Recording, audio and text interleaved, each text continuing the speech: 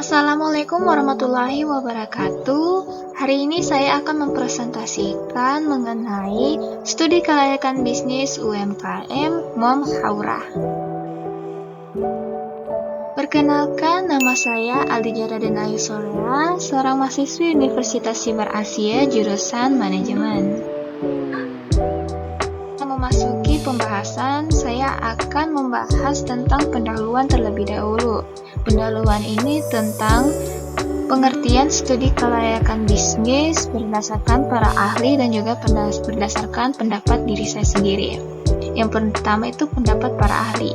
Menurut Umar, pada tahun 2005, studi kelayakan bisnis adalah merupakan penelitian terhadap rencana bisnis yang tidak hanya menganalisis layak atau tidak layak bisnis dibangun, tetapi juga saat dioperasikan secara rutin dalam rangka pencapaian keuntungan yang maksimal untuk waktu yang tidak ditentukan.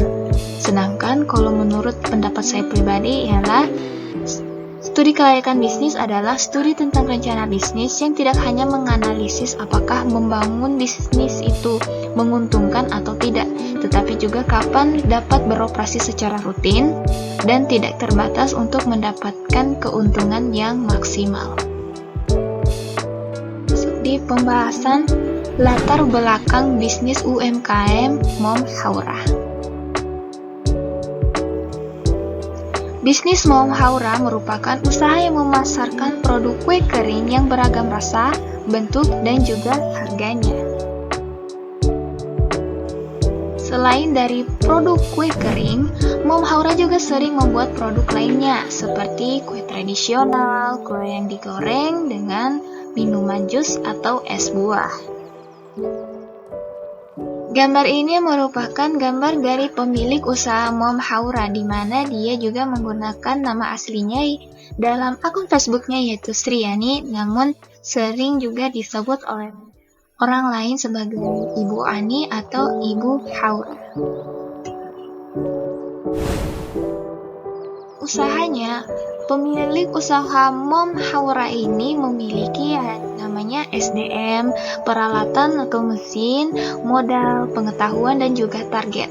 Yang akan saya bahas pertama ialah SDM. SDM ini banyak dimiliki oleh usaha-usaha lainnya, mau itu usaha besar ataupun usaha kecil.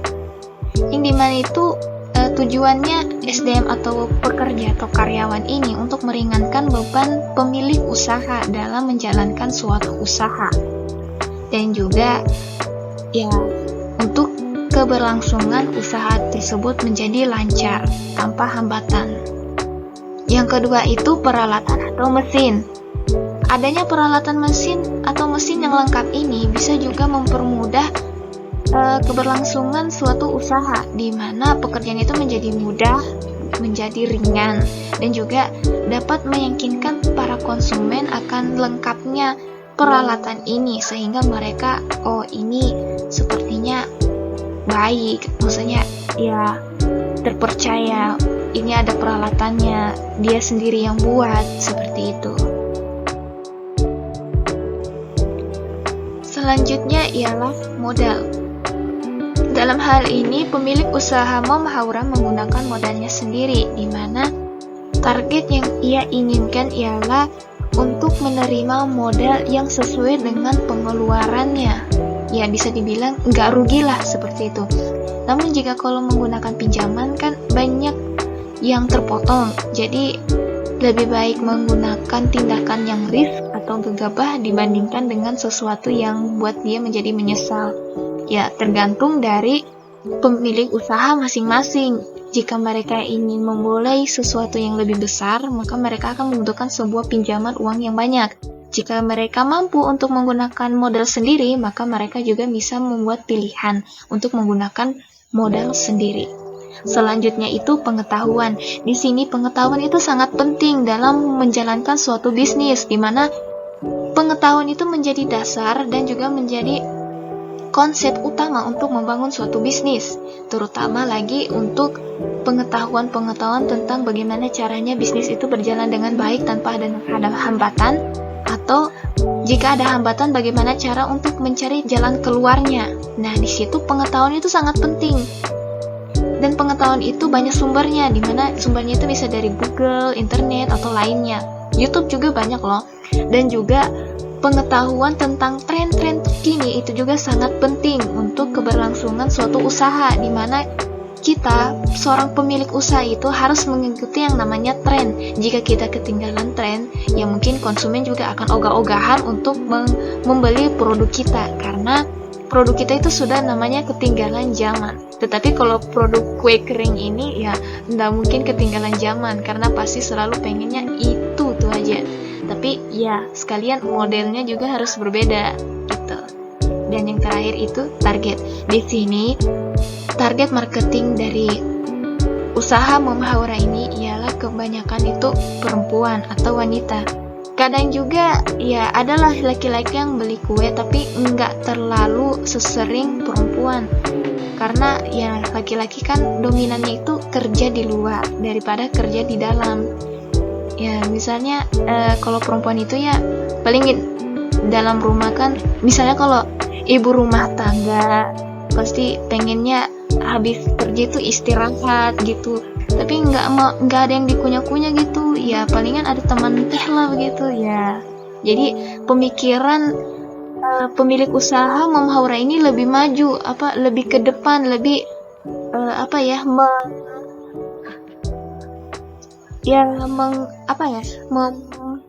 memikirkan apa yang akan dipikirkan oleh seorang wanita pada umumnya, seperti seorang ibu rumah tangga seperti itu. Selanjutnya, strategi pemasaran usaha Mom Haura. Saat ini, pengguna media sosial itu semakin meningkat, apalagi sekarang di tahun 2023, di mana ada sebuah artikel yang menyebutkan bahwa ada 167 juta pengguna media sosial aktif di Indonesia pada Januari 2023. Angka ini juga setara dengan 60,4% dari populasi negara menurut laporan We Are Social. Nah, bisa dibayangkan banyaknya pengguna sosial media itu tidak dimanfaatkan dengan baik, tetapi karena mulai dari masa COVID, sosial media untuk media pemasaran itu sudah meningkat, karena yang namanya juga pemasaran secara tatap muka itu kan dilarang. Jadi pemasaran secara online menjadi satu-satunya jalan keluar untuk para pelaku bisnis. Berikut merupakan sosial media milik pemilik usaha, di mana sosial media yang pemilik usaha Mom Haura ini gunakan ialah Facebook. Selain menggunakan strategi pemasaran secara online, pemilik usaha juga menggunakan teknik strategi pemasaran secara offline, di mana konsumen bertatap muka dengan pemilik usaha atau konsumen bertemu langsung dengan pemilik usaha. Selanjutnya, melakukan interaksi tentang produk yang akan dibeli, tentang detail-detail apa yang ingin konsumen inginkan. Selanjutnya ialah konsumen memasarkan kembali atau pemasaran yang berujung timbal balik, di mana konsumen itu memasarkan kepada orang lain atau memberitahukan informasi tentang produk itu kepada orang lain, dan orang lain itu tertarik, maka mereka akan datang dengan sendirinya atau lewat situs sosial media. Menurut analisis pemilik usaha Mom Haura ini, kebanyakan konsumen itu melakukan pemesanan secara online dibandingkan dengan offline. Hal itu dikarenakan karena jarak antara pabrik atau tempat pembuatan produk Mom Haura ini sangat tidak terlalu jauh sebenarnya dengan jalan tol atau jalan utama. Tetapi karena menurut mereka itu jarak antara mereka dengan tempat usaha ini jauh, maka mereka akan melakukan namanya interaksi secara online. Namun jika mereka merasa bahwa tempat pabrik tersebut dekat, mereka akan melakukan interaksi secara tatap muka. Dilihat bahwa tabel harga kue kering per toples itu berbeda. Ada yang jika toplesnya tingginya itu 12 cm itu harganya 180.000 untuk semua jenis, dan juga tergantung dari apa toppingnya, apa isinya, dan apa bahannya. Sama juga dengan toples yang ukuran 6 cm yang seharga 80.000. Sebenarnya itu tergantung dari apa yang kita pesan. Seorang konsumen pesannya ingin nastar, harganya itu pasti berbeda karena mulai dari toppingnya hingga isiannya itu memiliki harga yang berbeda. Saat ini omset yang didapatkan oleh pemilik usaha itu sekitar 5.200.000 jika terjual 20 toples dalam 2 bulan. Bayangkan itu. Dari analisis SWOT usaha Mom Hawara ini terdapat beberapa banyak poin-poin nih. Yang pertama itu kekuatannya. Makanannya itu bisa bertahan lama bila disimpan atau ditutup rapat atau secara baik. Yang kedua itu memiliki varian rasa dengan bentuk yang berbeda-beda sesuai dengan selera konsumen. Nah, poin yang kedua itu weakness atau kelemahan. Kelemahannya itu kalau nggak disimpan secara baik itu tentu saja produk akan mudah rusak atau tidak tahan lama, terutama jika konsumen membeli atau membeli barang atau produk kue yang basah seperti bolu, puding, yang lain-lainnya. Opportunitiesnya itu banyak dicari oleh kaum hawa. Kaum wanita dimana yang nggak bisa buat kue seperti saya.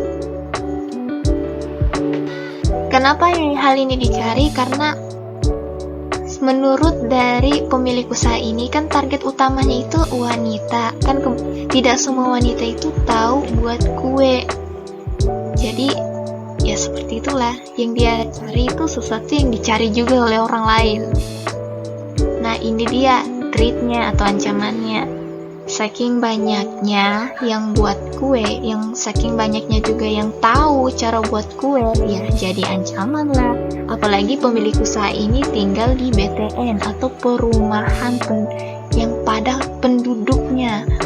Tentu banyaklah yang tahu kue, pasti ingin membuahkan sebuah modal dari usaha mereka sendiri, yaitu buat kue. Jadi kompetitornya atau kompetisi dalam usaha ini tuh sangat banyak. Jadi jangan heran jika banyak yang menjual kue tapi hanya satu yang ditahu, ini tuh di toko ini ada ini, tapi sebenarnya dalam satu perkampungan itu pasti ada beberapa yang banyak jual gitu. Nah, dalam slide ini kita bisa mengetahui bahwa aspek studi kelayakan bisnis terdiri dari 5 faktor, yaitu ekonomi budaya, pasar dan pemasaran, manajemen, keuangan, dan legalitas hukum. Suatu bisnis dikatakan pantas atau layak apabila memberikan keuntungan dan manfaat yang optimal. Studi kelayakan bisnis diperlukan agar bisnis yang dijalankan tidak membuang waktu, tenaga, dan pemikiran secara percuma, dan bisnis dapat memberikan keuntungan serta manfaat bagi berbagai pihak. Nah, di sini dari pembahasan yang saya sudah bahas di slide-slide sebelumnya itu kita sudah dapat menyimpulkan bahwa usaha ini sudah dibilang layak. Kenapa? Karena tidak membuang waktu, tenaga, dengan pemikiran yang secara percuma. Ya, walaupun banyak juga ancamannya seperti banyak kompetitor itu, tapi kan yang namanya usaha itu pasti akan lancar. Jadi bisa dibilang bahwa usaha Mom Hawara ini sudah terbilang layak karena membuahkan modal yang banyak, modal yang diinginkan pemilik usaha. Jadi tidak heran bahwa usaha ini masih tetap lancar, walaupun sedikit konsumen, tetapi pemilik usaha ini memikirkan banyak cara agar produknya itu disukai atau diminati oleh berbagai konsumen. Nah, Itulah dari saya, terima kasih karena sudah menyimak atau memperhatikan presentasi saya dengan baik dan seksama. Dengan ini saya akhiri dengan ucapan wabillahi taufiq walhidayah. Assalamualaikum warahmatullahi wabarakatuh. Terima kasih.